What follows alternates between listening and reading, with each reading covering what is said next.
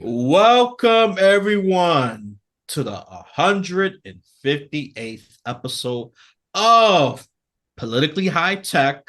So, before I pre-derail this whole focus, I have a guest here. He is the third reoccurring guest, and trust me, this episode is gonna be totally different. But I will link the previous audio only episodes, episode 95. I was going to be in the description as well. And that was more about political theology, just to put it real short. And I'm not going to regurgitate anything. And I don't want to keep my guests waiting as well. This man he's multi niche, to say the least. He's not just, uh, podcaster or anybody like that. He's not a one trick pony. Okay. He's involved with Truth and Democracy, okay? That he still has that show, thank God, and Bible study for progressives. And God, they need it. They need it because they want to throw God out the window. So I'm happy for that. Me personally, I'm proudly biased. He's a author, attorney, activist, and a survivor of sexual abuse. So no, he was not raised no locked up gated community at Pleasantville, whatever state you want to insert in there. Okay, he's been through stuff, and he has a very unique understanding. And yes, I am reading from the guest sheet. Sue me. He has a very unique understanding of the problem of male loneliness, which is on the rise, and some people on the left has recognized. I got to give credit to one YouTuber, Shoe on Head. She recognizes that, and she's trying to help reduce male loneliness, sexlessness, and female promiscuity. Wow. Yeah, this is very timely to say the least. That's my honest opinion. And he's also diving into the red pills. What is this left leaning person diving to red pill? I personally think it's a good thing. You gotta reach across the aisle. Don't just stick to your little echo chamber that, oh yeah, Medicare for all, great, great, great. Or okay, Black Lives Matter, great, great, great. No, no, no, no. You gotta be involved and talk to people with different opinions. You'd be surprised. You can learn something, and they can learn something from you too. It's a reciprocal experience, and what and what's and then we also go dive into a little bit what's wrong with the dating, how it affects men, and just what he does in general. I don't want to make it too specific because I like an open-ended conversations. He spoke about pornography, sexuality in colleges in Southern California, and yes, I know I have jokingly bashed Californians for invading my podcast, but he do got some really good people.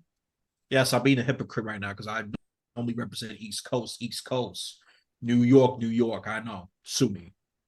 Um, and he has written for many. Okay, Los Angeles Daily Journal, L.A. Progressive, BuzzFlash. I thought that was BuzzFeed. I was gonna bash BuzzFeed. I don't take them very seriously. They are our internet waste of space. Demcast and more. And he's all over the place. He's in rallies, churches. He's very involved. Seminars, public events, and online meetings.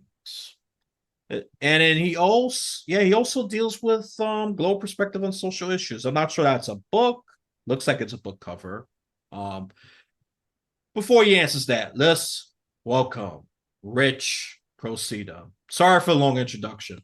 Oh, no, that's great, Elias. Thank you for having me again. I real appreciate being on your podcast. And so, but if men could stand up to women, if they don't respect you, if they're not looking up to you, if they don't admire you, then they don't have attraction for you, they don't have sexual desire for you. And this is the problem with equality in gender relationships, is this tendency for women to need to look up to the man and admire the man that they're engaged with. And so when they lose respect for you, they're going to lose attraction for you. So you have nothing to lose by standing up for yourself. Really, don't think that standing up for yourself is going to lead to women hating you. I don't think that's true. And these things, they give you superpowers. It's kind of like the Matrix. All of a sudden, you see how things really are and how women really are. And then you have sort of some superpowers. You have experiences that you could only have outside of the Matrix. You start to see that it is true that women share men, and they're never admitted to. And you make a lot of mistakes when you admit that, but they never admit to it. But they do, they share men. Okay. You'll find out. Oh yeah, they're getting exposed to social media, those kind of women. Right. I Well, mean, it's the only not. the thing is, it's not. I get it's not as prevalent, but no, some of them are getting caught. They're getting caught. I don't Well, know. I don't think the consequences are very long term. That's what I could perceive, at least. Yeah, feel free to chime in on that. yeah. Well, the thing is that they're not pursuing men openly.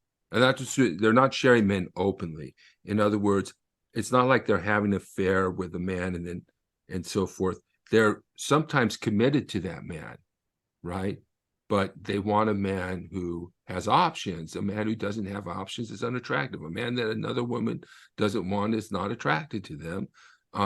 They want men with certain characteristics, and so the men with those characteristics will get more action and are not necessarily going to commit to them. So Like they're you said, you sharing. want someone, a man with confidence, Right. assertiveness, dominance, decisive.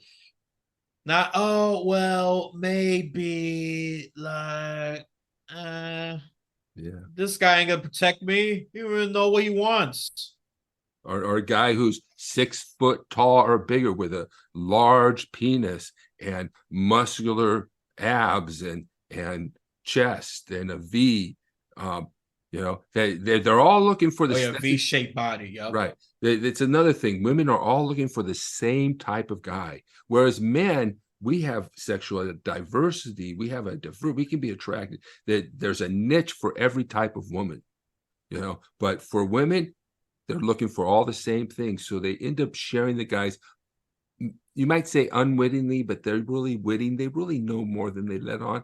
But they know that their guy is seeing other guys, usually other women. It's not a committed relationship. And they're trying to get this guy, into a committed relationship with them, but they're just competing with multiple other women. And that's what I mean when they say they're sharing men, that they will rather have sex with a high value man than to be stuck with a low value loser. And you begin to see certain behaviors and have certain experience, like all of a sudden I realized that I have a high value, that I'm a higher value. I mean, I'm a lawyer, I'm good looking, even though I'm older and I'm a little heavy, that decreases my value. But, I make a good income, not spectacular, but it's sufficient to put me in the category. And so I'm a high value guy. And a lot of women are interested in me. The first thing they're going to try and do is make you think that you don't have any other options, or try and find out how many other women you're with, or whether you have options or not. But in any case, so I'm discovering my value,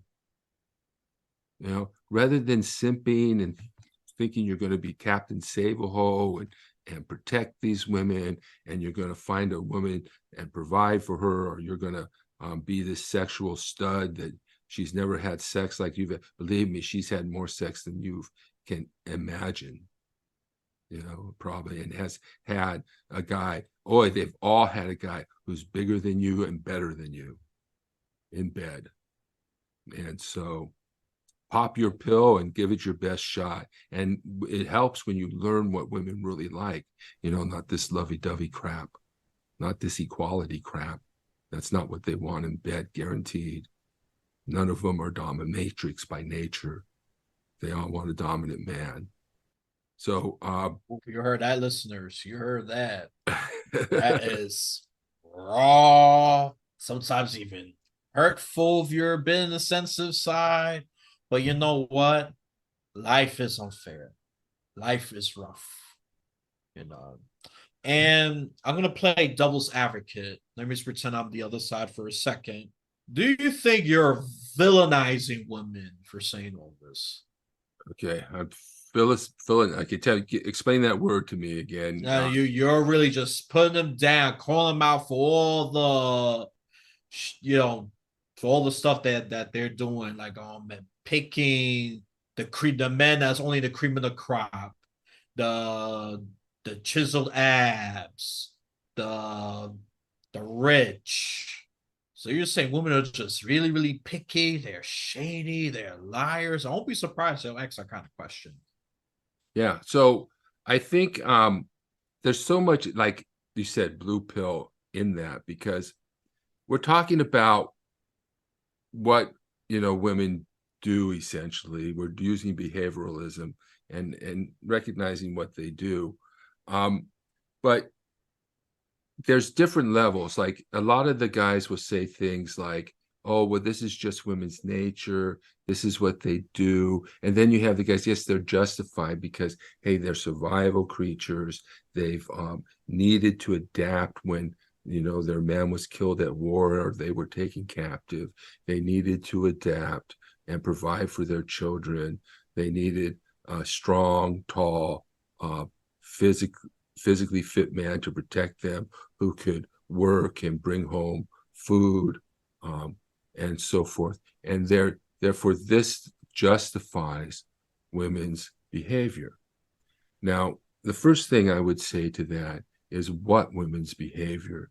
Because yes, maybe she's looking for a guy who makes enough money to support her because she's going to have a child.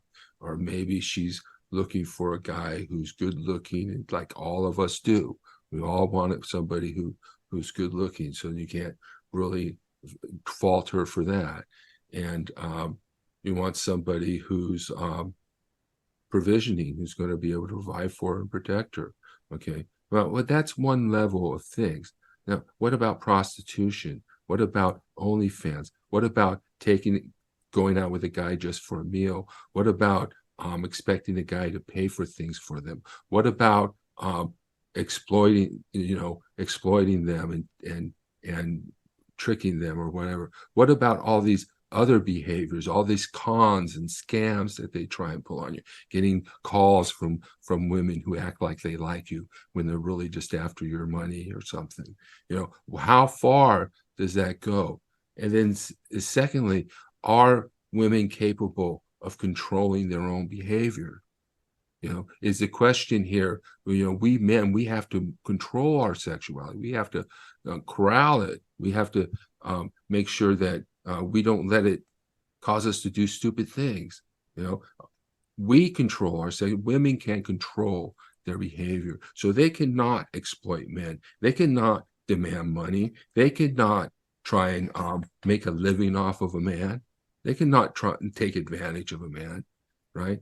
And so this innocent, pure, good girl who's just looking for this man who's going to take care of her and her children is the sort of blue pill, sort of epitome of the good girl who needs support and who we can save. And the truth is, women can make their own money now. They don't need our money. And they will tell you that. They will tell you, especially the older women, that I date, I make my own money. I don't need a man's money, right? But it doesn't stop them from desiring it. It doesn't stop them from feeling that they deserve that they deserve a man who makes more money than they do. It doesn't stop them from feeling entitled to only the hottest and most studliest men, that they don't need to have sex with regular guys because studly men will have sex with them. These things are, so I would say that when we really, are we making excuses for bad behavior? To what extent are women being excused for their bad behavior by men who are ultimately just afraid to stand up to them? I mean, yes, there's some things that we can look at and say, yeah, women might have a natural tendency for that. But if they don't need your money, then don't ask for it. Don't try and take it. Don't demand it. If you pay for yourself, really, if you don't need a man's money, but it doesn't stop them from taking it, from wanting it, for desiring it. It doesn't stop them from wanting a man of higher status than them. It doesn't stop hypergamy. And this is where women need to make accommodation for equality. They need to accommodate the fact that they've demanded equality and that men are just not going to make as much money as they do necessarily. And that you're going to have to accept that they're going to marry a man who makes less money than you if you want a man, period. And then if you want a man who's a good man, right? If all you're looking for, like that woman who said, I want to get married in 3 years. Why does she want to get married? It's not religious. She doesn't want children. She wants to make bank. Right? She wants to make bank. She wants to make some money. It's not right. Putting men in situations of sexual scarcity so that they have to pay for OnlyFans, they have to pay. I mean, I don't pay, but I am so glad that I don't have to pay. I'm so glad that I'm not one of those guys who's not having sex. I've decided just today that one of the things I want to do with the last 20 to 30 years of my life is to have some of the best sex of my life. That's what I want to do with the rest of my life. And that's what I'm going to tell these women that I go and date, they want you to be friends first. Oh, let's be friends. Oh, what happens when the sexual desire isn't there anymore? That's code word for rejection. Yeah, really. No, yeah. I mean, I'm not saying every single woman has done that, but there's definitely some that have. Definitely some. Keyword some. I didn't say all. Not sexist. That's basically a rejection. The friends. Yeah, that's that subtle code word. Yeah, let's be friends. Well, but they also are saying now that they want to start the relationship as a friendship. But when you ask, I mean, some do. Yeah, I'm going to defend those with good intentions. Those do. Right. Well, I was maybe it's popular with some of the older women, but the problem with that is that you say, great, I would love to be your friend. I'll be your friend as long as you want, but we're not dating. When you want it, because they want to be friends, or they still want you to foot the bill, plan the date, take responsibility for everything, drive them around. It's not a friendship, and then when you ask them and say, well, great, if we're friends, we're not dating, we split the bill, and they'll come back with, oh, I want a traditional relationship. So again, they want to give. Orion Taraban says that women try to get as much for as little sex as possible, which is totally bizarre to me, because the real truth is that you need a woman who has genuine sexual desire for you. That's what you want. You don't want a prostitute who's having sex with you just because you pay them. I mean, if well, you just described there, and I have to chime in. I have a very good way to put it in that. And very concise organization.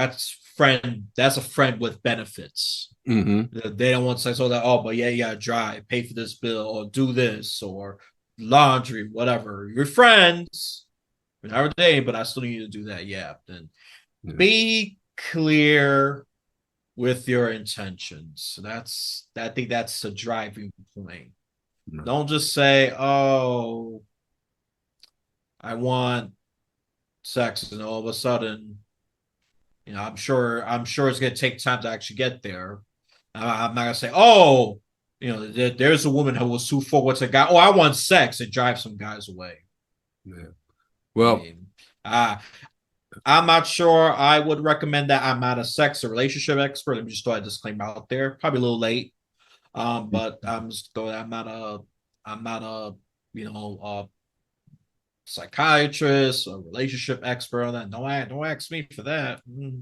I would tell you how to be well guarded and see bull crap on both genders. Okay, yeah. I could tell you how to be very critical of humanity in the political system. All that. Oh yeah, I'd be great for that, but relationship. Yeah. Listen to this guy. This guy has been around. He's been this earth longer than me. You should, give it some consideration at least. at least minimally. And then of course, you know, me, I'm just hosting, I'm just guiding facilitation, adding, chiming in, and even occasionally even disagreeing. But that's just my opinion. And I'm not as experienced as he is, and I gotta recognize that. There's still some things I'm still learning. So I still have out my there. yeah, I have my experiences, and they've affected me.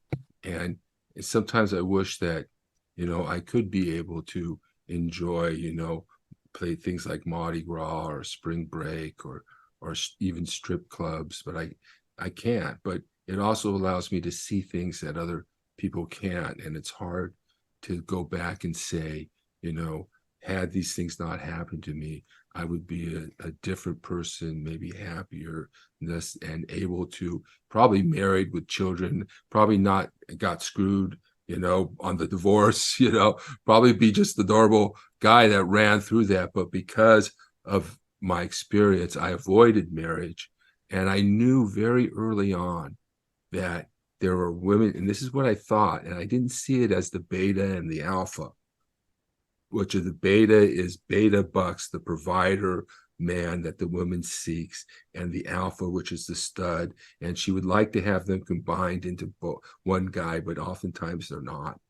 But that women, there are men, women marry. This is what I told myself. I must have been a teenager, and men, women have sex with, and I want to be the latter. And I knew that women had sex with men, but it's not the same. It's just like a prostitute having sex with a prostitute. It's not the same as having sex with a woman who really has genuine desire for you. And with friends with benefits, oftentimes I look at that. Now I'm seeing that as a relationship where one or both parties don't actually meet the other party's standards for a relationship. So but they do meet their standards for sexual activity, and they're friends, and they have a relationship. I've had a relationship like that. I realize now we actually love each other. I've known her since she was in junior high school, since we were in junior high school. And but would I marry her? Would I have a relationship with her? Absolutely. A one-on-one relationship? Absolutely not. Because various reasons. But so there's even a friends with benefits is kind of really a lovers, and that's what I've come to categorize what I'm looking for. I'm looking for a lover when I go on these dating things. That's what I'm looking for. I'm not looking for a housewife. I'm looking for a lover. And so that you're lovers. And sometimes you just can't have a relationship with that person because that person's not relationship material. They're just not for Yeah, I you. just have conflicting goals too. I could add in there. Yeah, There's someone one marriage and all that. He was like, no, I just want to love. And yeah. that's Well, already that's already a problem. Nope. Mm-mm. That's like yeah, trying to put a square in a triangle slot. Not yeah, happening. yeah, Incompatible. yeah. Incompatible. So that's all I'm gonna add into that. And how do I know some of this? I've witnessed it. I've been in great relationships with women. So That's great. That's fantastic because I think so that's very important for men. look, and I'm gonna be honest. I am not the best person you should seek advice for when it comes to relationship. Don't come to me with that. I'll tell you to be well guarded and become your own lie detector Yeah. Well, and I reflect and meditate. That's all I'm gonna say. So, and of course, read the Bible, which is cliche as it is. Um, yep. So the change I'm gonna do is, I know you might be disappointed, listeners. Oh, you probably got ADHD. Don't care. Well, I hope you're the latter because it makes it easier for me. Just being honest. The whole Bible and paranormal activity, that's gonna be next time. That's gonna be for next time. I mean, you already dig to so much stuff. I think this is more than good enough for an episode. This is half of probably what Joe Rogan would normally do. So okay. Cool. So I would say this in terms of content, this is good. This is more than good. Thank you. And Thank you, Ellis. yeah, no, really. And I would definitely want you back on. Well, I'm cutting this part from my end. Okay. Especially for the more political and biblical stuff, because you got a lot to say, a lot of profound things, and instead of just trying to jam everything together, I think splitting around is better, and I'm getting more listenership because of it. Oh, awesome. It's Awesome. simpler processes that better instead of just being overly ambitious and jam everything Yeah. together. Yeah. So Sounds that's why I've great. learned. That's why I've learned with feedback, tough feedback I don't want to hear it, but So let me do some plugins for you, and then of course you add whatever plugin that is needed. So he does got he does got contact information. So if you wanna email him, reach out to him. It's Rich Rosita 64 at gmail.com. If 64 is his birth year, I don't know. I'm not gonna ask that. 562-665-3317. That's his phone number. Okay. He's a very accomplished guy, despite, you might think he's the chauvinist or a woman hater. I don't think so. Just pay attention carefully. He's just saying it like it is. And I agree with most of it. And it's ruining both genders, this problem. Especially if I'm going to be quite frank, young men and older women are getting hurt the most.